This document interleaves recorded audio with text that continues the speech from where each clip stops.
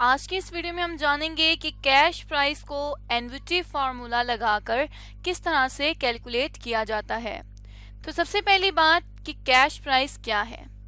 कोई भी कंपनी जब इमीडिएट कैश पेमेंट करके किसी एसेट या किसी चीज को खरीदती है, परचेज करती है, मतलब फौरन पैसे देकर किसी चीज को जिस प्राइस पर खरीदते हैं उस प्राइस को कहा जाता है कैश प्राइस। अब यहाँ पे ये तो हमने जान लिया कि कैश प्राइस क्या है। अब कंपनी कैश प्राइस को क्यों कैलकुलेट करती है? क्योंकि जब कंपनी ने हायर परचेज करती है कंपनी, तो हायर परचेज पर उसे इंटरेस्ट कैलकुलेट करना होता है और ये इंटरेस्ट जो है वो कैश प्राइस पर कैलकुलेट किया जाता है। इसलिए कंपनी को कैश प्राइस की अलग से कैलकुलेशन रिक्वायर्ड होती है जहां पर कैश प्राइस ना गिवन हो। अब अगर हायर परचेज की बात की जाए तो जब भी कोई कंपनी इंस्टॉलमेंट्स पर या किस्तों पर किसी चीज को परचेज करती है या खरीदती है, तो उस केस को हम कहते हैं कि ये कंपनी हायर परचेज कर रही है। हायर परचेज से रिलेटेड डिटेल्स को हम अपनी पिछली वीडियोस में जान चुके हैं। अभी एक एग्जांपल के थ्रू समझते हैं कि किस तरह से हम हायर परचेज में कैश प्राइस को कैलकुलेट कर सकते हैं। लेट्स सपोज कि एक कंपनी है हमारे पास, लाइट कंपनी, जिस कंपनी ने मैन्युफैक्चरिंग प्लांट खरीदना है। और मैन्युफैक्चरिंग प्लांट क्यों खरीदना है? क्योंकि कंपनी का कारोबार है ग्लास का, शीशे का। शीशा बनाने के लिए कंपनी ने मैन्युफैक्चरिंग प्लांट को खरीदना है, लेकिन अब कंपनी के पास इतना फाइनेंस नहीं है कि वो इस मैन्युफैक्चरिंग प्लांट को कैश प्राइस पर खरीद सके। तो अब कंपनी क्या करेगी कि इंस्टॉलमेंट्स पर इस मैन्युफैक्चरिंग प्लांट को खरीद लेगी। तो इंस्टॉलमेंट पर किसी चीज को खरीदने को हम क्या कहते हैं? Hire purchase. अब लेट सपोज इस मैन्युफैक्चरिंग प्लांट के लिए कंपनी ने डाउन पेमेंट, लाइट कंपनी जो है इसने डाउन पेमेंट करनी है 10,000 रुपए की। डाउन पेमेंट कौन सी पेमेंट होती है? जो कंपनी एडवांस में कर देती है। अब यहाँ पर एडवांस में उसने पेमेंट कर दी है 10,000 रुपए। दूसरी बात, अब जो कंपनी ने मजीद क्या करना है कि इस डाउन पेमेंट के बाद कुछ इंस्टॉलमेंट्स पे करनी है, और हम कह देते हैं कि जो 10,000 है ये इसने 4 इंस्टॉलमेंट पे कर देनी है 10,000 रुपीज की। और इन इंस्टॉलमेंट्स में जो इंटरेस्ट शामिल होगा वो होगा 5%। अब यहाँ पे हम देख सकते हैं कि हमें कैश प्राइस गिवन नहीं है कहीं भी, तो हम क्या करेंगे कि इस प्लांट से रिलेटेड हमने कैश प्राइस को कैलकुलेट करना है। अब अगर कैश प्राइस कैलकुलेट करनी है तो वो हम किस तरह से कर सकते हैं वो हम यहाँ पर समझेंगे। लेकिन अगर यहाँ पर देखा जाए तो कंपनी के पास कैश प्राइस भी नहीं है और हायर परचेज प्राइस भी नहीं गिवन। अब अगर कंपनी के पास कैश प्राइस और हायर परचेज प्राइस दोनों प्राइसेस नहीं है तो वो फिर क्या करेगी? लेकिन हायर परचेज प्राइस ना होने के केस में इंस्टॉलमेंट्स भी गिवन है और डाउन पेमेंट भी गिवन है। तो हायर परचेज प्राइस को हम किस तरह से कैलकुलेट करते हैं कि डाउन पेमेंट में अगर इंस्टॉलमेंट्स को ऐड किया जाए तो कंपनी की हायर परचेज प्राइस बन जाती है। तो इस लिहाज से 10,000 रुपए की डाउन पेमेंट कर दी और 4 इंस्टॉलमेंट थी 10,000 की। तो हमने यहाँ पर क्या किया कि 10,000 को मल्टीप्लाई कर दिया 4 से, तो टोटल इंस्टॉलमेंट्स बन गई 40,000 रुपए की। अब जो हायर परचेज प्राइस आ जाएगी वो आ जाएगी 50,000 रुपीज। अब यहाँ पर सिर्फ एक ही इंफॉर्मेशन मिसिंग रह गई है जो है कैश प्राइस। बाकी इंटरेस्ट रेट भी गिवन है, इंस्टॉलमेंट्स भी गिवन है, डाउन पेमेंट भी, और अब हायर परचेज प्राइस भी हमने कैलकुलेट कर ली है। अब जब कैश प्राइस को कैलकुलेट करना है तो सबसे पहले हमने क्या देखना है कि इंस्टॉलमेंट्स किस तरह से हैं। यहाँ पर अगर यूनिफॉर्म इंस्टॉलमेंट्स हैं, यूनिफॉर्म इंस्टॉलमेंट्स किसे कहते हैं? कि जो इंस्टॉलमेंट सेम अमाउंट की होती है उसे हम यूनिफॉर्म इंस्टॉलमेंट कहते हैं। अब यहाँ पर देखा जाए तो 4 इंस्टॉलमेंट्स थी, 1, 2, 3 और 4, और चारों इंस्टॉलमेंट्स 10,000 रुपए की थी। मतलब क्या हुआ कि ये इंस्टॉलमेंट यूनिफॉर्म इंस्टॉलमेंट है, एक जैसे इंस्टॉलमेंट है, क्योंकि इनमें जो अमाउंट आ रही है वो इक्वल या सेम आ रही है। अब जब यूनिफॉर्म इंस्टॉलमेंट होती हैं, इंस्टॉलमेंट की अमाउंट सेम होती है, तो कंपनी एनविटी के थ्रू कैलकुलेट कर सकती है कैश प्राइस। अब एनविटी क्या होती है? एनविटी बेसिकली सीरीज ऑफ पेमेंट होती हैं ऑफ इक्वल इंटरवल्स। यहाँ पे हम सपोज कर लेते हैं कि जो इंस्टॉलमेंट है ये आफ्टर 1 ईयर इंस्टॉलमेंट पे की जाती है। तो ये ईयर 1 है, ईयर 2 है, ये ईयर 3 है और ये ईयर 4 है। तो यहाँ पर सीरीज ऑफ पेमेंट है और इस सीरीज ऑफ पेमेंट में 10,000 रुपए की पेमेंट है जो कि इक्वल इंटरवल्स पे हर 1 साल के बाद उस इंस्टॉलमेंट को पे किया जा रहा है। तो ऐसी अरेंजमेंट जिसमें सीरीज ऑफ पेमेंट का इक्वल इंटरवल हो उसे हम कहते हैं एनविटी। और जब यूनिफॉर्म इंस्टॉलमेंट्स होती हैं तो कंपनी एनविटी का फैक्टर लगाकर कैश प्राइस को कैलकुलेट करती है। अब अगर एनविटी के थ्रू कैश प्राइस कैलकुलेट करनी हो तो वो किस तरह से होगी कि cash price is equals to present value of installments.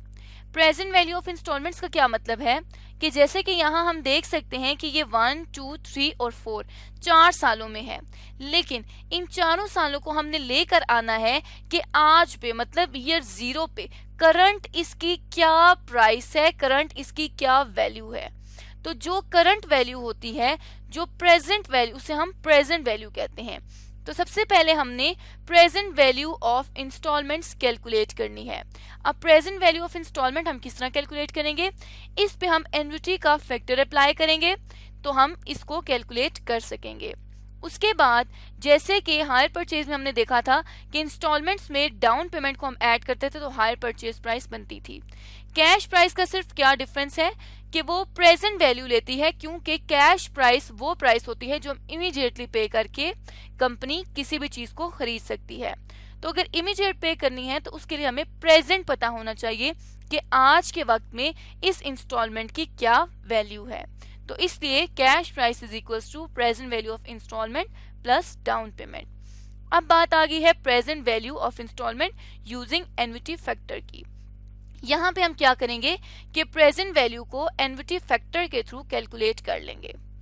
यहाँ पर लिखा गया है PV is equals to A into 1 minus 1 plus R raise to power minus n divided by R, जिसमें PV डिनोट कर रहा है प्रेजेंट वैल्यू को।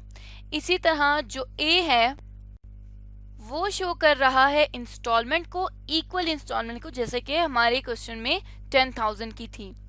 R रिप्रेजेंट कर रहा है रेट ऑफ इंटरेस्ट को और N रिप्रेजेंट कर रहा है नंबर ऑफ ईयर्स को, या अगर नंबर ऑफ ईयर्स नहीं गिवन तो नंबर ऑफ इंस्टॉलमेंट्स को यहाँ पे रिप्रेजेंट करेगा, क्योंकि हम हायर परचेज के केस में कैश प्राइस को कैलकुलेट कर रहे हैं। यहाँ पर मजीद एक जो कंफ्यूजन होती है, किसी जगह पर R लिखा होता है और किसी जगह पर I लिखा होता है। तो अगर ये स्मॉल I लिखा हुआ है या R लिखा हुआ है, इसका मतलब यही है कि ये इंटरेस्ट है।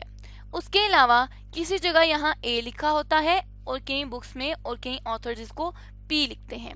तो इन दोनों का मतलब है इंस्टॉलमेंट और वो इक्वल इंस्टॉलमेंट जिसका इक्वल इंटरवल है और सीरीज ऑफ पेमेंट वो चल रही है।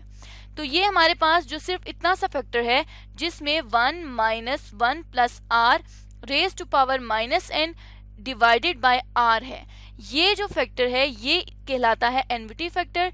जब इसको इंस्टॉलमेंट से मल्टीप्लाई करें तो इंस्टॉलमेंट की प्रेजेंट वैल्यू कैलकुलेट हो जाती है, जिसको यहाँ पे हम प्रैक्टिकली भी करके देखते हैं। तो अगर हम प्रेजेंट वैल्यू के फॉर्मूले में इन तमाम एलिमेंट्स को पुट करें तो 10,000 रुपीज की इंस्टॉलमेंट थी जिसको हमने कहा कि ये A है, 1 as it is minus 1 plus R। अब R रेट ऑफ इंटरेस्ट अगर हम यहाँ एग्जाम्पल में देखें तो 5% गिवन है। अब ये 0.05 किस तरह से आया है, हमने इसकी परसेंटेज खत्म कर दी है। परसेंटेज के लिए हमने 5 से इसको डिवाइड कर 100 से इसको डिवाइड कर दिया 5 को, तो ये 0.05 आ गया। यहाँ पे हमने 0.05 को डिनोट कर दिया। इसी तरह से यहाँ पर भी रेट ऑफ इंटरेस्ट आ जाएगा रेज टू पावर -4। जब हम इस एन्युटी फैक्टर को सॉल्व करेंगे तो ये आ जाएगा present value is equals to A as it is. इस फैक्टर को सॉल्व करने से 3.5460 का हमारे पास एन्युटी फैक्टर आ गया। अब यहाँ पर ये एन्युटी फैक्टर आ चुका है, तो प्रेजेंट वैल्यू मतलब जब 10,000 रुपीज को मल्टीप्लाई कर देंगे फैक्टर के साथ, एन्युटी फैक्टर के साथ, तो फिर प्रेजेंट वैल्यू ऑफ इंस्टॉलमेंट कितनी आ जाएगी 35,460 रुपीज की। तो हमने ऊपर कैश प्राइस के लिए क्या बात की थी कि कैश प्राइस इक्वल होती है present value of instalment plus down payment. तो यहाँ पे अगर हम अब कैश प्राइस को कैलकुलेट करें तो वो किस तरह से कर सकते हैं कि प्रेजेंट वैल्यू ऑफ इंस्टॉलमेंट ये आ गई जो कि है 35,460 रुपीज की। इसमें हम ₹10,000 जो कि डाउन पेमेंट के हैं, अगर हम उसको ऐड कर दें तो कैश प्राइस बन जाएगी ₹45,460। अब ये जो कैश प्राइस है ये शो करती है कि अगर कंपनी आज इस प्लांट को खरीदना चाहेगी तो वो कितने का प्लांट पड़ेगा, तो वो पड़ेगा 45,460 का। लेकिन अगर हायर परचेज की वैल्यू देखते तो वो हमने 50,000 कैलकुलेट की थी। अगर 50,000 में से 45,460 रुपीज को हम लेस कर देते हैं, मतलब हायर परचेज प्राइस में से कैश प्राइस को लेस कर देते हैं, तो ये आ जाता है 4,540 रुपीज का इंटरेस्ट। क्योंकि इंटरेस्ट हायर परचेज में हमारे पास डिफरेंस होता है between hire purchase price and cash price. तो कैश प्राइस हम देख सकते हैं कम है, लेकिन हायर परचेज प्राइस ज्यादा है, क्योंकि हायर परचेज प्राइस में जो अदर हिस्सा है वो इंटरेस्ट का है, जिसकी वजह से वो महंगा है। और इंटरेस्ट हमारे पास क्या होता है कि अभी हम यहाँ पर ये जो 50,000 है उसमें से 10,000 डाउन पेमेंट करने के बाद 40,000 रुपीज को ऐसे ही इस्तेमाल कर रहे हैं। कैश प्राइस में से 10,000 डाउन पेमेंट देने के बाद 35,460 रुपीज को हम इस्तेमाल कर रहे हैं। तो ये कंपनी के पास होगी आउटस्टैंडिंग अमाउंट। अगर आउटस्टैंडिंग अमाउंट के ऊपर कंपनी क्या करती है कि इंटरेस्ट पे करती है, इस आउटस्टैंडिंग अमाउंट को यूज करने के लिए कॉस्ट पे करती है, जिसे हम कह देते हैं कि ये इंटरेस्ट है। तो जो कैश प्राइस है उसके ऊपर इंटरेस्ट को कैलकुलेट किया जाता है, इसलिए हायर परचेज में हमें कैश प्राइस का पता होना जरूरी है और इसीलिए यहाँ पे हमने कैश प्राइस को कैलकुलेट भी कर लिया। तो इस तरह से आज के इस वीडियो में हमने जाना कि कोई भी ऑर्गेनाइजेशन कैश प्राइस को एनवीटी के थ्रू किस तरह कैलकुलेट कर सकती है, और अगर कंपनी यूनिफॉर्म इंस्टॉलमेंट्स पे कर रही है तो कंपनी एनवीटी के थ्रू कैश प्राइस को कैलकुलेट कर लेगी।